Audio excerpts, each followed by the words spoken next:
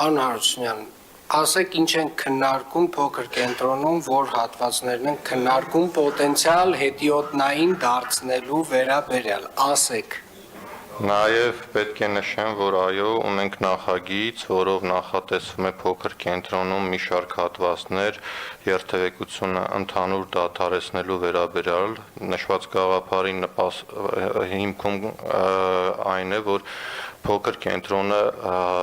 մատչելի լինի հետիոտնի համար եւ նախատեսված լինի հետիոտնի համար։ Նշված նախագծի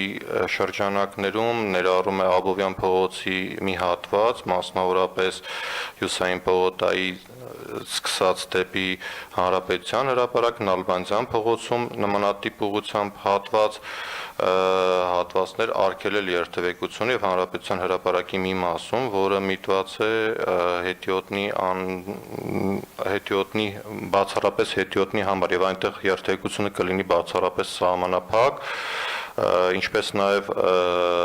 ավտոբուսային գծերը պետք է անցնեն Հանրապետության հրապարակով,